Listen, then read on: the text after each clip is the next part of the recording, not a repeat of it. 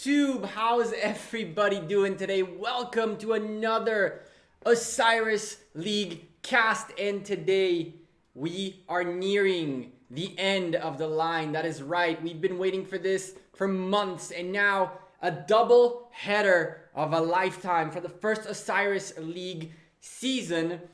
The semifinals are up. Two alliances, two from Kingdom 103, a very surprising dark horse for most of the community, OV, and the favorites from the beginning for some reason, JWM. Most people, for some, I can't really explain this, but it seems like towards the end when it was time to pick who the winner is going to be, those packs got bought and either JWM were added on the ticket or were already there. But today's matches are open for anyone to win and to make it to the finals. All four of these alliances have shown that they have the firepower to beat anyone. Nobody is safe. There is no safe bet. There is nothing safe in here. This is pure strategy, pure strength, focus, and keeping your eye on the ball because it is so close to the end. None of these teams want to leave the stage at this point. We have a double header today, which means I'm going to talk to you guys very briefly about both matches right now. And from there, we're going to take a quick peek and figure out whether or not we're ready for the match. And if we're not, we'll just keep talking a little bit more about Osiris League in general because it's been such a blast. We've been doing this for 2 months. 2 months of casting, 2 months of matches, of Osiris League, of madness, ups and downs through the league. But today, we're starting off with the Overlords against Newbie 2. These folks, starting off with the bets, seem to have been the clear, how would I say this gently? This match was really a match that nobody even knew what to do with. You started off with a strong presence on the betting side for OV, then NB2 started pushing back that red towards the center. This match is going to be so much closer than these odds are, and really every match of the betting wise is not looking like it really should. Taking a quick peek at the Overlords, look at these guys. They knocked out big alliances out of this tournament. We're talking White Tigers and Legends Gaming won out of the tournament due to these folks, and you have some more damage. NCB taking a beating out there from them, and I believe BBTH did as well. Big alliances. These guys went through everything and anything to get through here, and boy oh boy, NB2 are gonna have a big uphill battle against them. These guys were actually the least favorited in terms of bets for pretty much the whole Osiris League, really. And for the first time, they've finally gotten the crowd in their favor. Will that work against them? That's a great question. That's something we're gonna have to find out through the match. Going briefly over Newbie 2, guys. Newbie 2 came from a kingdom that had 3 alliances last round and 2 alliances from Kingdom 103 coming out here. NB2 are packing power. These guys are no joke. They've gone through alliances like IKM, TX46, big alliances with some of the biggest players in the game, showing up and knocking them out one by one. These guys are no joke. Everybody thinks, NB1 would be the main alliance, NB2 would be the secondary, 1NB8 is the third alliance. Absolutely nothing like that. These 3 alliances are a full independent body, really, with power and players that are capable to take this whole tournament easily. Both the folks of NB2 as well as their counter friends from the same kingdom, 1NB8, which we will go to talk about in a moment. Overall, it looks like the community has finally realized, the dark horse in OV might be much stronger than everybody anticipated, but don't be fooled. NB2 are no joke, and if the Overlords have really the amount of speed ups and everything they need to be able to continue through as much as they have, NB2 are going to be a big problem. Remind you, these guys and those guys went through very tough matches. If they healed, if they used those speed ups, those counts might be low, and so we might be seeing a little bit of a change in the strategy towards the end. Let's talk about the first, that would be the first match that we're going to see. Let's talk about the second match, which is none other than NB 1NB8 against JWM. 1NB8 being another one of these alliances that everybody said, just like I mentioned, they're the third alliance of Kingdom 103, right? They're not going to get anywhere. Oh no, they got anywhere. They got to here, and they're about to face one of the biggest alliances in the game, JWM, and these guys are not afraid. I've been having a little bit of conversations with people from every one of these alliances, and 1NB8 are the most confident I have seen, in the sense that they know that they're going to come in and do everything they can to try to win no matter what. And that's the kind of things that we are expecting at the final stages of Osiris League. 4 alliances remain, and out of those, 2 will go into the finals next week, and there we will crown our first Osiris League champion, which can be any of these 4 alliances. Now, taking a quick peek once more at a 1NB8, we've seen, just like their counterparts, like the folks of the first team of the first match, these guys knocked out significant alliances. We're talking 1093. They had a big boy fight last time around against NB1 and beat them, knocking them out of the tournament. These are 2 huge alliances that were favorites, including NB1 being one of the alliances I picked to potentially win this. And these guys proved us wrong. They definitely proved us wrong. And boy, oh boy, this match can have everything and anything happen in it. Of course, JWM, my home alliance, showing up to play. These guys also had a very tough match against DSP in their last match. They got out of it, but they didn't get out of it unscathed. I can tell you that much. That was much closer than anyone would have wanted it to be. But they also had the opportunity to go up against some of the biggest alliances in the game and take them out of this tournament, including a revenge against UCS, knocking out DSP last week. And we had HKL in there as well. They went against so many strong alliances and knocked out 2 of the bigger alliances in this game, most known alliances in this game, that now the question is, can they make it all the way and potentially win?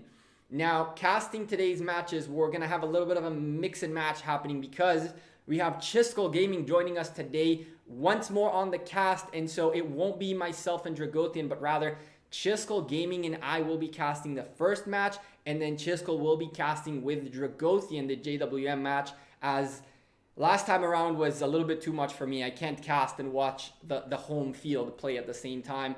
It was a little bit too much, but if it happens in the finals, we're going to have to get it through. But for now, we have a set of 3 casters casting all these matches. And again, this stream and this cast has been brought to you by Lilith Gaming, as well as the sponsored content creators of Rise of Kingdoms. All the links are in the description down below. Come say hi, subscribe to the channel, smack a like on the latest video, something like that. Just to show, you guys came from the cast, you guys appreciate the kind of stuff that's done.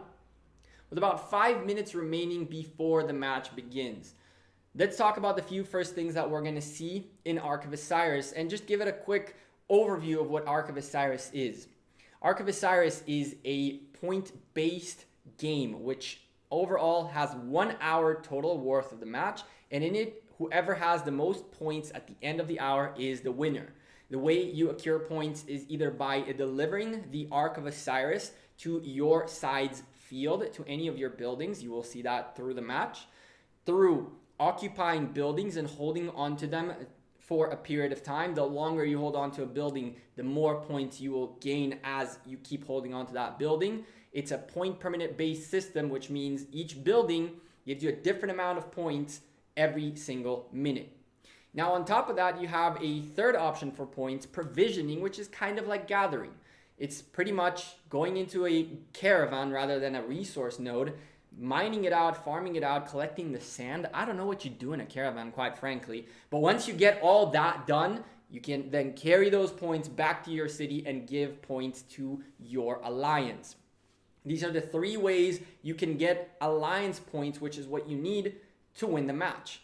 But on top of that, each individual have their own individual points, and based on those points, rewards are given at the end of the match. So it is known that to get the most rewards you can get out of Ark of Osiris, you need 10,000 individual points. In the next breakdown, I believe, is 6,000 points and then 4,000 points. So throughout the match, the same way you gain alliance points, you can also gain individual points. And that way, improve your rewards. Towards the end of the match, most people are usually at around that 10,000 point, which means they've unlocked all their rewards and they're good to go. Remind you, we also have the Osiris shop, which has been open for a couple of weeks now. If you haven't gone to your Osiris shop yet, so long as your alliance participates in Ark of Osiris and you are in the alliance when that happens, if you participate, you get more points. But if you don't participate and you're still in the alliance, you are gaining Osiris coins, which are different than the Oryx that you're betting. If you go into the portal of Osiris League, you can then take a look at the Osiris shop, which has been open for a couple days now, for more than a week, I believe, and use those points to get yourself some extra rewards. So make sure you're using your coins. Osiris League ends next week. I don't know how long the Osiris shop will be open after. So make sure that you're getting your Osiris rewards from there before it's too late. And of course, if you got your Oryx going, good luck to you with your bets and good luck with whatever you have accrued and whichever rewards you want to get. A few final thoughts about the beginning of an Ark of Osiris match. What you're going to see way in the beginning, of course, is the troops going crazy, everybody going out on the map. But the number one goal is to secure the obelisks as quickly as possible, as those obelisks are massively important for the beginning of the game. What you'll see myself, Chiskel Gaming, Dragothian, or anyone casting a match doing early on is keeping an eye on the rally counter of both teams, because ideally there should be at least 4 rallies from each side, aiming at the enemy obelisks as well as your own obelisks to defend yourself. So far, we've seen quite a few obelisk takes, changing the course of games. And so it's important to keep an eye on that on the first few minutes. And as the match goes by, the casters will continually help you go through the next phase of what is now happening within the Ark of Osiris. So if you're new to Ark of Osiris in general, we will be here kind of to hold your hand through the process, explaining to you every stage of the way what happens. With that being said, we are about a minute and a half remaining before the match begins. Let's take a quick peek at the chat. Folks, tell me right now in the chat. Let's see you guys. Hashtag OV or hashtag NB2 before the match even begins. Let's see those names scrolling on my screen. Let's see who you guys have your Oryx on, who you guys are hoping would win, because this one is going to be super exciting. Of course, we have the next match, so hashtag JWM is for later. OV or NB2, I'm seeing such a mixed OV NB2 situation. I am loving this. This is fantastic. TX46 in the chat in there as well. 1NB8 is the next match. We'll have that time for that too. Wow, a lot of OVs, a lot of NB2s. My goodness. It's so cool to see you guys getting invested into these alliances. And the fact that so many people now saying OV truly goes to show they have earned the respect of the community throughout time, because they were the underdogs by the community for a long time. And so big shout out to both NB2 and OV. Major GGs and congratulations for getting here. Regardless of the result, we're really looking forward to cast this match because it's going to be a nuts match. And with 6 seconds remaining, I just need to make sure the match opens. You guys know how this works. After we got burned the first time, I make this joke every time because I honestly have no clue whether we'll be able to watch a match or not. So let's take a quick peek really fast. So far, so far, really? Is that possible? Did I actually make the joke and the joke? No. There's no possible way. There it is. Whoo! Okay. I got worried for a second. I was like, I made the joke and I jinxed it. Oof. No, oops. We're here. We're going onto the field. I'm going to go meet Chiskel out there. So let's swap it up to the open field. Go say hi to Chiskel and yeah, we will go from there. What is going on, governors? Chiskel here. Really excited to cast this Arc of Osiris League matchup with OV against Newbie 2, two powerhouse alliances that have demonstrated they can smash in Arc of Osiris League. Now, if you look just by power, it would appear that these alliances are roughly equal in their matchup. However, that power is a snapshot in time taken when those alliances registered their teams. So who knows how much they've powered up since actually getting this far into Ark of Osiris League. If I was a betting person, I'd bet they're all powering up a whole heck of a lot leading up to this matchup, getting as many commanders as they can, powered up, expertised, leveled up, getting their gear crafted and equipped. And got to make a joke. You asked, what do the gatherers do when they go to the caravans? Of course, they're just talking to the camels. That's how you get points, talking to camels. And here I thought they were collecting sand. I was like, there's Collecting plenty of sand? sand No, everywhere. you're talking to the camels, right? Anyways, jokes aside, this is going to be a really exciting matchup. Now, we personally have a lot of experience with OV, both in KVK Season 1, very powerful alliance. We ended up in a 2 versus 1 against them. And they are a tough group to go up against. And Newbie 2, we've seen in a lot of these casts in some incredibly difficult matches, and they've come out on top. So I'm excited to see how this match plays out. It should be an incredibly fun match to watch. And we know that you've got to have a really good balance of how you apply yourself on the battlefield here between going for the structures and going for the arcs. I'm going to be eager to see how they approach this as the gates open up now. Yes, sir. The gates of hell, as I like to call them, even though it's not really hell, but it's so hot out there, then we can call it that. Opened up. Things are looking crazy. I am already lagging out, but that's what I want to see. It means a lot of folks are pouring out onto the open field. 29 against 30, Chisco. I did not pay attention if too many replacements came in as soon as that timer ended. Remind you, to those of you who don't know how the replacement system works, it's pretty simple.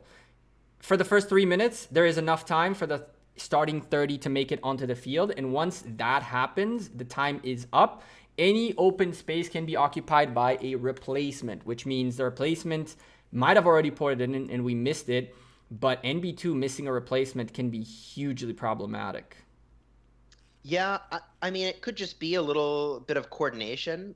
What we were doing Tigers is we identified specific people who would jump into the matchup, and then after a certain amount of time, if they didn't show up, then the second tier of substitutes would come in, and it looks like we've got our 30 on 30 now, so everything is cruising along naturally.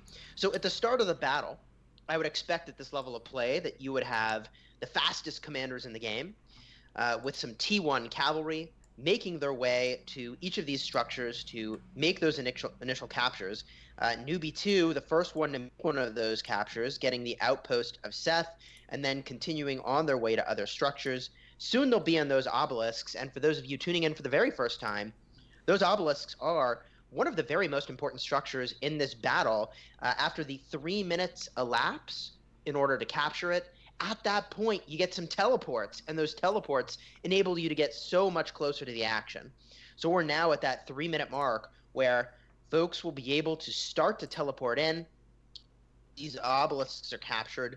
Now, OV also capturing one of their obelisks, and this is going to heat up over the next 5 minutes. Yes, sir, and we're experiencing some massive lag watching this Ark of Osiris. It's something we learned to expect after updates, especially when they touch something that has to do with Ark of Osiris, which they did. The buildings are supposed to back to blink, so you should be able to watch them blink. Hopefully it doesn't ruin our cast too much, but I'll keep you guys posted as things go by. It looks like slowly and steadily things are stabilizing. Both teams picking up the first layer of buildings. As we mentioned, there are phases to this game. And the next phase comes up in minute 52, where things are just lagging all over the place, but in the 52nd minute, the altars as well as shrines are all opening up for occupation. So as you can see, those buildings are not occupied just yet. Within 2 minutes, they will be open for occupation. And usually this is the time where teams decide to, you know, place their troops in certain positions, try to move themselves forward on the open field, get ready for that first occupation. One of the things we've mentioned quite a bit was first occupation. Chiskel, remind me why first occupation is so important? Yeah, first occupation is a huge amount of bonus points. When you get the first occupation points for the Sky Altar, you're pulling down a cool 750 points. For perspective, the first Ark of Osiris is 3,000 points. So that is a bunch of points that you're getting, and the continuous occupation score for a structure like an altar is 150 points per minute.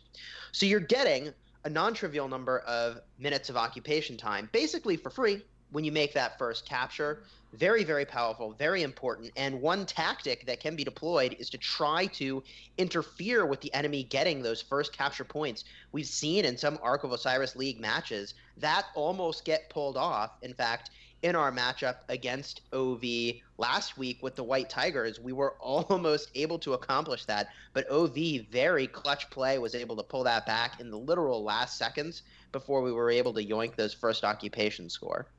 Yes, sir. And we're looking right now again at the Desert Altar and Shrine and Desert Altar and Sky Altars at the bottom, just to see the positioning of troops. And we talked about this. This is NB2 right now utilizing the time they have to place troops on the field. If that's the case, as you can see, blue doing the same exact thing. If we go take a look at the top, it'll be the same story. One of the most important things about this map, Chiskel, is the fact that it's a mirrored map, right? So the map has a center line right here, and each side of this building, this map, is equal. And so the top desert altar is the closest one to the blue obelisk, while the bottom desert altar is the closest to the red obelisk. It's important to notice these things because these buildings are much easier to be defended, as your cities are ported much closer to them than the other side's sky and desert altars. So I want to jump in and say that it is very fascinating to watch neither side make an aggressive posture at this point in the matchup. Both went to claim their structures, but didn't cross past that midpoint that you were just describing in order to push into enemy territory. The only group that has, as far as I can tell, started to push up is OV, center of the map. They've got a dozen plus marches already here, a dozen plus more getting to the center, positioning by the Temple of Osiris a full 6.5 minutes early before that temple spawns in, which is pretty exciting. Again, for those of you joining us for the first time, the way that this match works is it's kind of like a territory holding game and a neutral flag game. There's a flag that will spawn in the center. It's called the Temple of Osiris, and specifically the Ark of Osiris is what spawns there. When you get that Ark, you bring it back to one of the structures that you own, you score a bunch of points. And you're also getting all those sweet points for holding the structures. There's a balance here between attacking the structures and carrying the arcs. And I know, Gecko, you've done the math in the past to demonstrate that if you hold all 4 of the altars, you could win the game without carrying a single Ark of Osiris. Yes, sir. So there's a balance to be had here, and it looks like both teams really respecting that balance. I don't see anywhere either team crossing into the middle. I cannot find a spot where these teams are crossing to attack the other side. What must be happening is some rallies must be getting queued up to go hit stuff, and maybe that is how they will push into the other side of the battlefield. So as you mentioned, we're taking a look at the rallies right here. It looks like you are correct. OV with 4 rallies in the making, while NB2 have 3 rallies and a rally on a city. Rallies on a city can be pretty common thing to do. You can use them just to get troops further forward, especially because you want to change the trajectory that your troops are marching. And so when you do that, you want to kind of like pick a target that's a little bit to the left, a little bit to the right. Buildings are blinking, Chiskel, so I am happy because a rally is hitting, as you mentioned, for the first time on this match, really.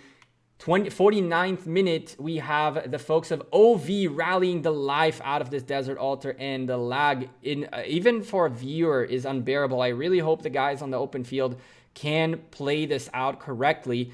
It looks like they won't be able to stop NB2's first occupation bonus of this Desert Altar. It was a valiant attempt by OV, but now the real question is, can they take the building and stop the points per minute gain that the Desert Altar is now giving to NB2?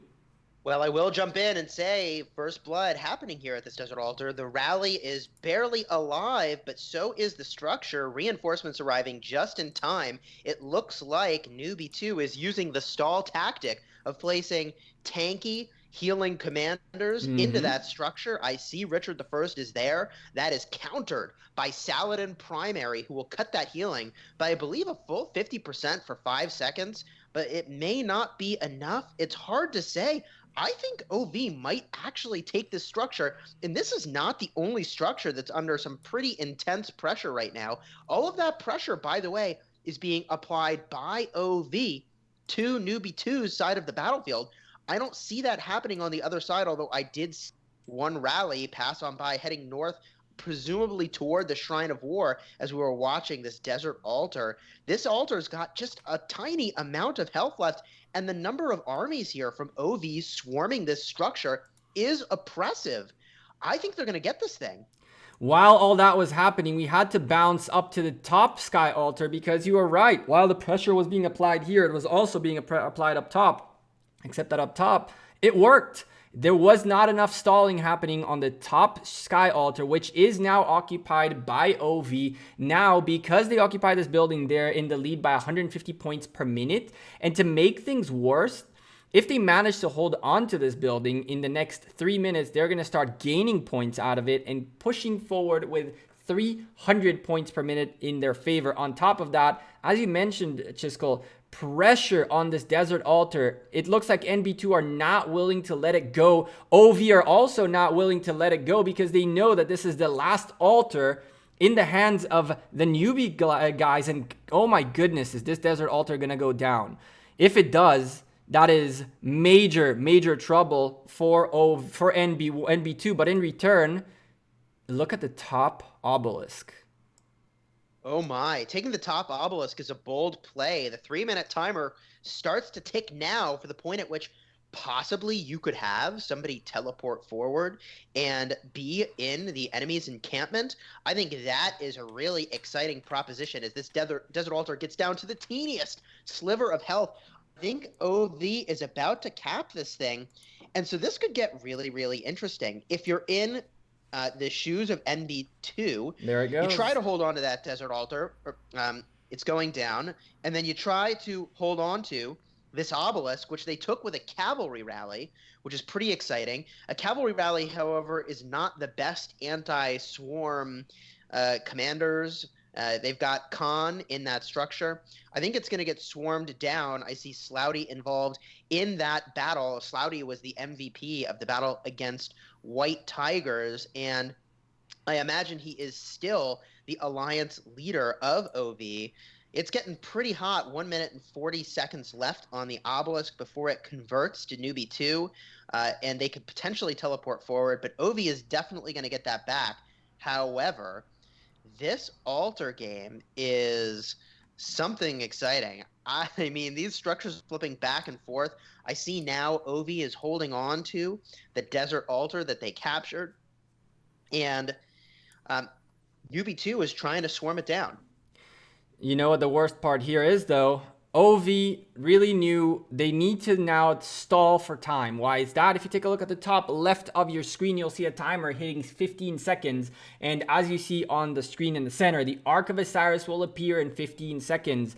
The problem here was OV lost an obelisk. NB2 lost 2 altars. Very expensive loss for NB2. They had to apply the pressure to gain those buildings back.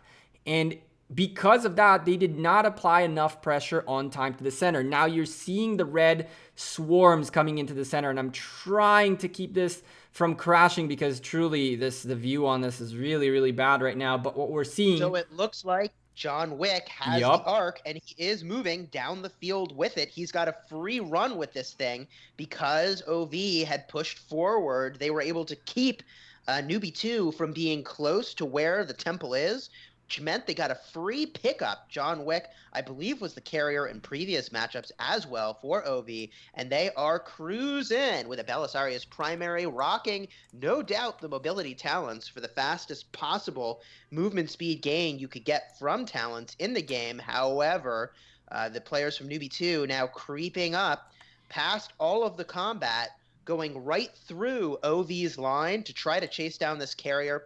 Smart play, and I suspect that Evil Duck will get to John Wick to take out that carrier. That action's starting to happen now. When you are holding the Ark of Osiris, you move 50% slower and take 200% more damage. Oh, what I wouldn't give for a 200% damage buff all the time. That carrier will fall, and now this battle will take place in the side of the map that is favorable to OV, which is exactly what they want. They scored the arc, they moved it toward their side of the battlefield in a really meaningful way, and that is very powerful. However, it looks like the Desert Altar is in the process of getting rallied by Newbie 2. That's where they would have gone to capture that thing. If Newbie 2 can take the Desert Altar, they could stop them from being able to take it to that capture point, which would be pretty exciting. And we do see a Constantine on the defense for that structure as the arc is picked up again and it's on the move. John Wick, this person has like a magnet for the arc. It's just like they go near it and boom, it's in their hands and they're on their way.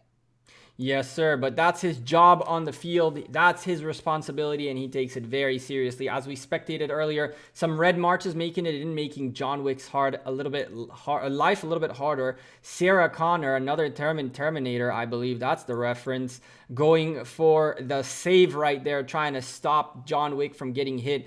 That march that has the Ark of Osiris this time around is definitely not the mobility march with that Richard up on the front, tanking the damage. But the problem here is, for the folks of OV, the buildings that they can take this Ark of Osiris are so either red or being contested.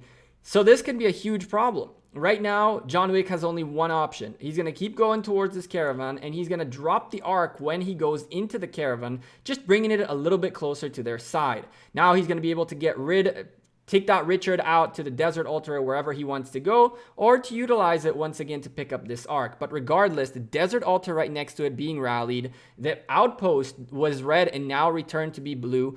While all this is going on, two altars went back in favor of red of NB2, but they're both blinking now. Everything, too much is going on at the same time right now. Way too much is going on at the same time right now, and it seems like trading points for points, who is in the lead, who has the most points per minute, who is gaining more ground. Looks like OV is winning in every single department. The occupation, the Ark of Osiris, everything right now. I would definitely say that even though it's only a 1,400 point lead for OV, they are definitely in the driver's seat right now. Yeah, the thing that I found so remarkable from personally playing against OV is that it feels like they've got like 50 extra marches. I don't know how they are all the right places at all the right times with the right number of marches, but they are everywhere, all over the battlefield, it feels like. And of course, there's the same number of marches available to both sides, which means OV plays a really efficient Ark of Osiris League, and they know where to be and when to be there. Case in point, they've got the bulk of their players now swarming around this arc, sitting next to their own Desert Altar, which is no longer under contention, which means that they'll be able to drop it in there should they so choose, and they don't have to. At this point, I'd be sort of curious for your thoughts, Gecko, if you think the play is going to be taking the arc, moving it to somewhere you can control, and not capping it, or just going for the points right away. Because I'll tell you something, Gecko. Looking at the 640 points per minute going in favor of OV compared to the 360 points per minute in favor of Newbie 2, I mean, I would be inclined to say that you could just hold on to that arc and you cannot lose if you continue to maintain that points per minute game, which they seem to be doing. They've got the Shrine of Life that is on the newbie 2 side of the battlefield, which is under some small amount of pressure now, but not oppressive enough to actually capture it back. They seem to have an unbelievable presence by the desert altar. I'm telling you, I don't know how they have so many marches all over the place. It's a really good separation of roles. It's a really good way of, saying, listen, we need to be in these positions. You know where your placement is. If everybody's in their spot and everybody's doing their thing and we are in the driver's seat, that's what it'll look like. I've not seen OV on their back foot yet. This whole league, I've seen them in a few situations, but not enough to say, listen, this is where they unravel. We haven't seen that happen yet. So to say they're always all over the place, it's just because they're in the driver's seat. Their strategy is that good. I wonder what happens if NB2 in the next 38 minutes remaining in the match will be able to do something about this. Is holding the arc worth it? Well, I will say they are making moves. They captured the obelisk yet again. I don't know if this is a serious play to try to move down to this side of the battlefield and if they've saved up teleports to try to do it, but they're back at it again. This obelisk now getting swarmed, 2 minutes and 30 seconds on the clock before they can teleport forward and do I don't know what. Let's say you had 5 people teleport to that side of the battlefield. What do you accomplish exactly?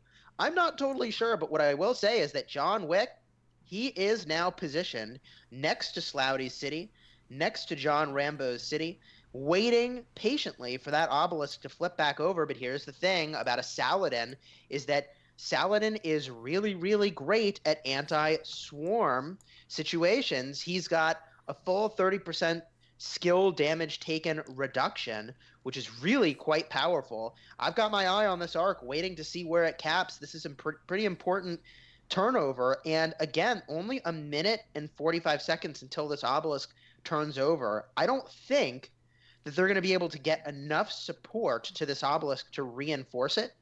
But if they could, my goodness, they could actually convert this thing. Yes, they could. And again, you asked earlier about the Ark of Osiris, whether holding on to it is worth it or not. As you can see, John Wick is starting to dip out of here. He realized that that position might not be as good as he thought, especially because that outpost, that obelisk is now gonzo, and he's going to go in favor of blue. But again, they're using this obelisk. NB2 have been using this obelisk to essentially divert the attention of OV to grab their own altars back. Every time this obelisk goes red, 2 altars go red too. And every time it turns blue, guess what? They both convert into being blue again. I don't really think NB2 have gotten any points from altars yet this whole match, because every single time they get caught with the altars that should be on their side. They're favorable to them based on positioning, and instead they need to cross the map to hit an obelisk to be able to divert the attention to get their altars back. Holding on to an arc like John Wick is doing right now is a very, very viable strategy, but it has a huge downfall. There is a time where you need to call it and stick that arc in, or you're screwed. We've seen a match where one of these alliances held on to the arc for too long, and they all of a sudden lost the lead, all of a sudden found themselves on their back foot, and the arc that they had in the bank was not enough anymore.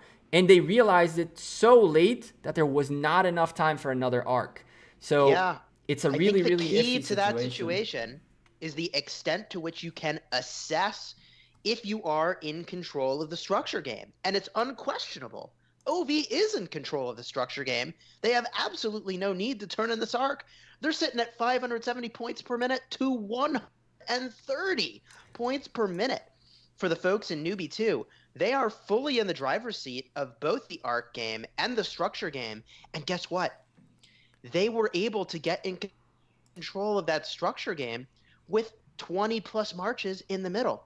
Well, now none of those marches have to be in the middle. They can use all those extra marches to pressure the structures. So if they could do it before, they definitely can do it now. And if you're a Newbie 2, I wonder how you reassess your strategy here and change course and adjust to whatever it is that OV is doing so exceptionally well. Because I can tell you, in White Tigers, we couldn't adjust.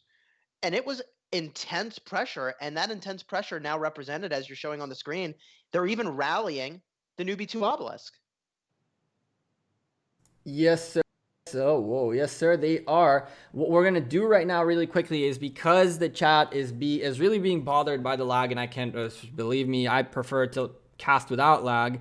Let's do this, Chiskel. How about we test your radio casting skills while we do a quick refresh on this visual really quickly. So we'll go into a quick full screen thing while you shoutcast radio style the match, and I'm gonna try really quickly to reboot everything in here because you guys deserve to see this better. So Chiskel, You got it. radio Happy to take it time. away. I think I might have been meant to be a radiocaster in a separate life. We see a ton of pressure still on to structures.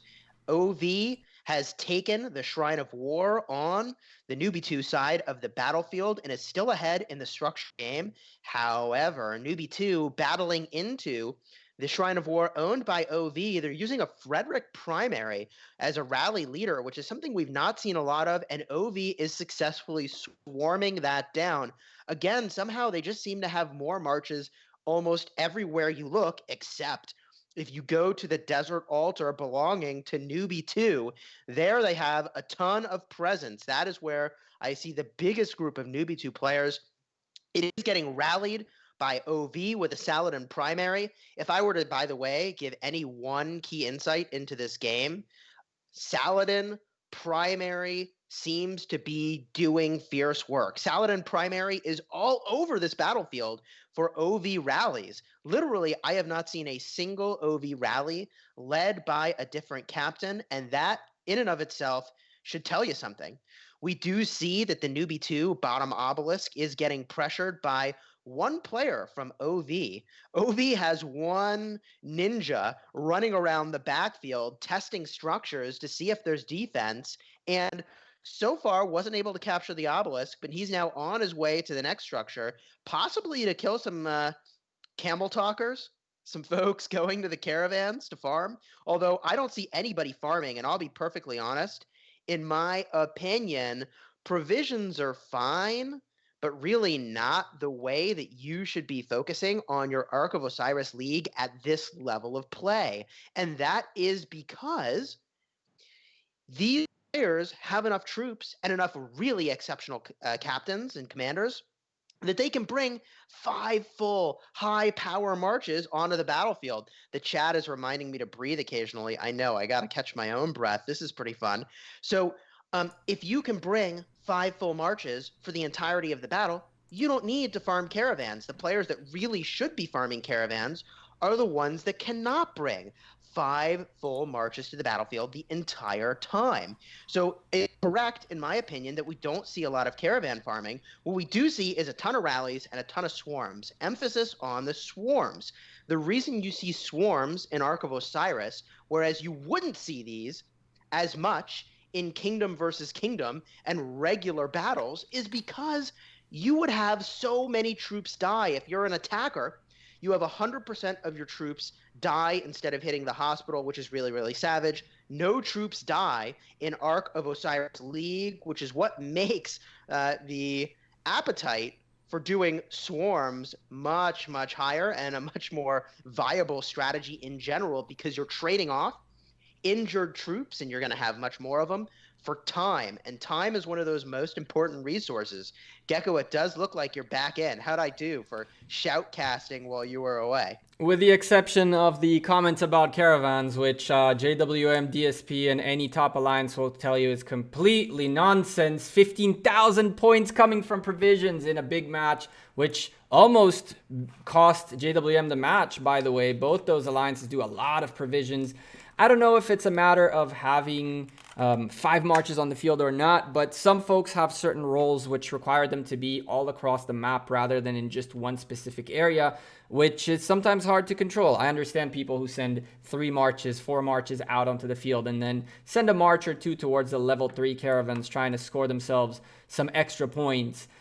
Well, I can jump in and tell you the correct way to caravan, because there is a correct way. And that correct way at this level of play is going to be sending that march into a caravan that's next to a structure you need to defend, next to a structure you're about to swarm. That way, you're passively collecting while being in the right place with a full march to do the right thing that must happen at that moment in time. That's the way I would be caravanning. And I can tell you, we'll get a look at OV's provision score here. That'll be the case in point as to whether or not provisioning is a great way to spend your time, because they've got all these marches. Somehow more, it seems like they have more than anybody else in all the right places. And if those marches were instead farming caravans, I don't know how they'd be able to pull that off. So let's get a sense. At the end of the battle, we'll see the caravan scores obtained, the provisioning score, and see what that looks like. I do see, for the second time, a Edward rally full archers battling into Constantine. And it looks like Constantine is either paired with Richard I or Alexander the Great, which is kind of an interesting choice. I don't know. I'm pretty eager to see how Constantine performs here. What are your thoughts on Constantine as a Garrison captain in Ark of Osiris League? So recently I had a fun 1v1 against a friend in JWM who, we were just doing our minimum KE points, doing our thing. And he sent a Constantine Richard against my almost expertise Edward. We're talking 5554 level 60 Edward with a YSG. And the amount of healing that guy got off were so big that by the time he beat me, of course, and he had 140,000 troops remaining, but on top of all that, he healed over 203,000, being that we started with 210 each. So I had to fight a 2v1 worth of heals. What do I think about this as a Garrison commander holding onto this building? If he's paired up with a Richard in here, they are doing heals out the wazoo. And it's why this Edward keeps struggling to hit this guy down. Damage for damage, from the beginning, Constantine was taking just as much as Edward. But Constantine, with Richard, consistently heal. And at some point, it just becomes slowly and steadily less troops available for NB2's rally and more for the Desert Altar. That's slowly falling down, but slower than the rally is. And this is why these rallies haven't worked out. Is it a viable solution? I don't know what's a viable solution, Chiskel. I think that the beauty of this mode is creativity. And if people are creative enough to test things and try things, there are some very unconventional things happening in this league that some people would have never imagined and don't even give it a thought because it's unconventional. The alliances that are going to win and be the best ones in this game are going to be the ones doing the unconventional things that everybody else thinks is not necessarily the most viable solution, but they're going to do them through experimentation and testing, right? So these guys must have tested something. Yeah, I think you're right. One of my favorite mantras is to make reversible decisions quickly. And commander investments are not reversible. So you'd better do a lot of tests to figure out where the right place is. Now, let me just call attention to the fact that OV has all four altars. Yes, sir, they do. Holy moly. They've had the most of the game, and now the bottom sky altar is the top sky altar is being contested by NB2, and it'll probably fall. But it's been ticking for points for OV for a little while. This will hurt by 150 points, but it won't cost them the lead at all. I don't even know what to tell you at this point, quite frankly. 8,000 point difference in favor of the team in blue. They did deliver the Ark of Osiris, and the new one is going to come out in about 25 seconds-ish. There's a massive fight happening here, and the folks in NB2 realize that they really need this Ark to make a comeback.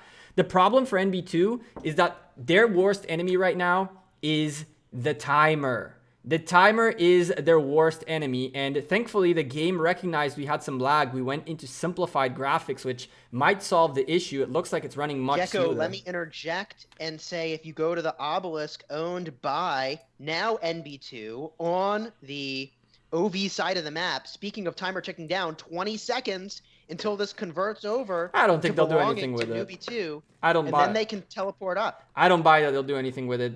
Teleporting in here is suicide. There's too many OV people here. You're just going to get mowed down.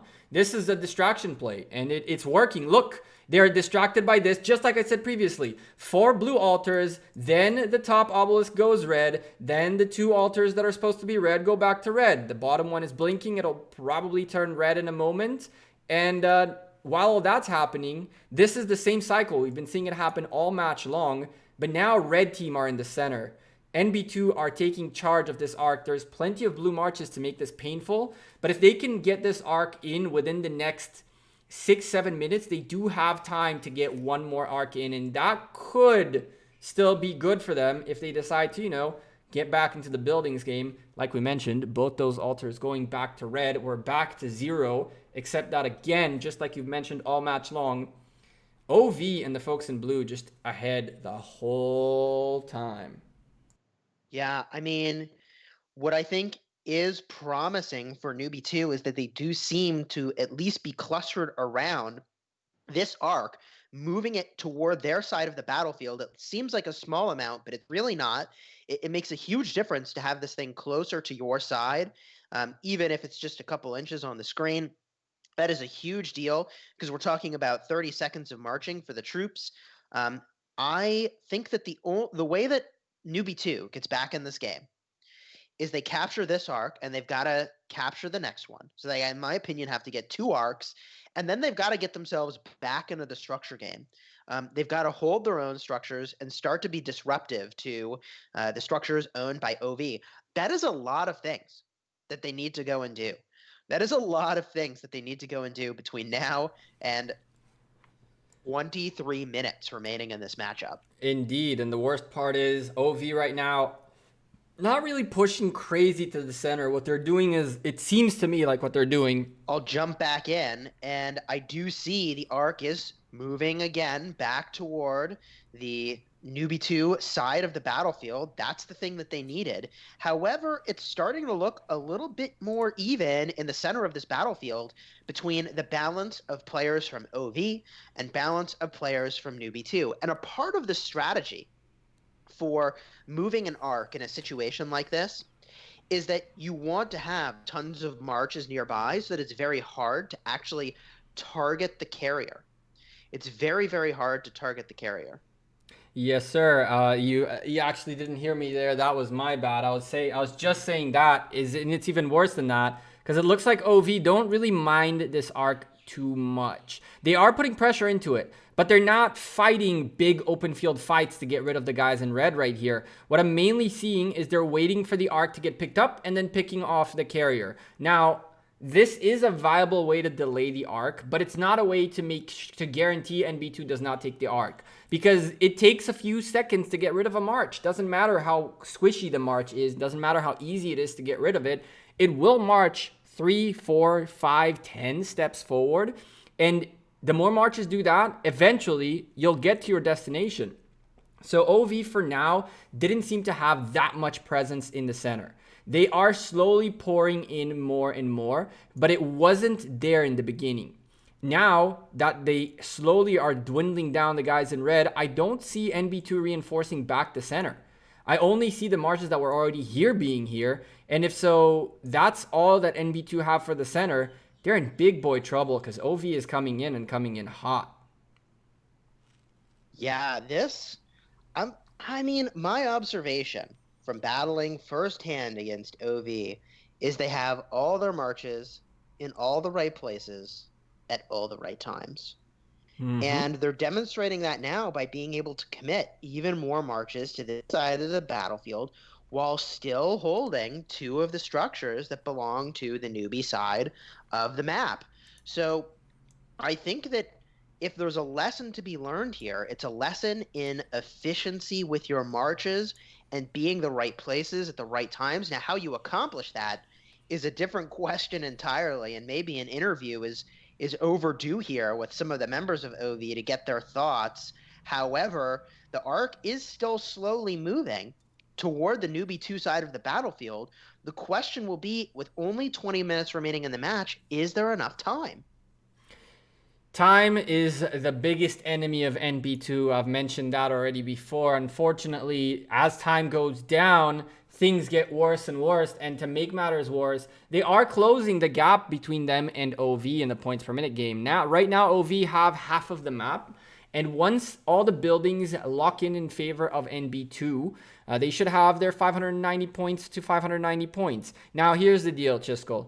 I've been waiting for a little bit to see if we can, what we can do about this lag, because I wasn't going to do anything while the match was going crazy. But right now, with the folks of NB2 securing this arc, it means that there is still a little bit of hope, even though there are 12,000 points separating these two teams. So what we're going to do, Chiskel, is we're going to watch this arc make its way, either make its way or not. We're going to keep an eye on it for another 5 minutes or so. And if it starts going back the way it is, what we're going to do is a quick full-on reset on the stream, on everything, and see maybe that'll fix our issue. Unfortunately, these are things we cannot foresee, right? So we're going to do our best to give you guys the best experience possible. But for now, let's keep an eye on this Arc of Osiris, because there's still time for one more, but it has to get home in the next 2 minutes or things might get really bad. Yeah, you got to cap this thing right away. Here's the problem I see. Even if it's 590 points per minute for both sides, this arc is going to be worth 3,500 points. The next arc is going to be worth 4,000 points. So we're talking about 7,500 points. That's not enough to close the gap right now between Newbie 2 and OV, which means that we need to see Newbie 2 push into the side of OV, taking their major point-gaining buildings. They'd have to take both altars for some amount of time, and possibly even get some amount of points from those structures before this match is over. They can't just hold it for a little bit and then lose them. They've got to capture them and hold them for a while. And given that the majority of these marches seem to all be committed to the center of the battlefield capturing this arc, which they must do very, very soon, or their time is going to run out, I don't know how they're going to be able to pull this off with the time they have remaining. And now we see the outpost of Seth is being attacked by the players from OV, which is a really smart play. They could yoink this building, making it impossible for them to capture it. Yes, sir. And unfortunately, with the timer looking the way it is, Chisco, my friend, I believe this is a time for a small, very, very quick break. Let's break the stream for a moment, guys. Don't go anywhere. It'll take less than 5 minutes for me to get back in here live with you folks, but I understand that you can see, I understand that you can't see, but we have one more match coming up, and we're definitely not going to watch that match like this. So, chat, stick around for a couple minutes. I'm doing a quick reset, and we're back at it in a moment. Sorry about that. Be right back.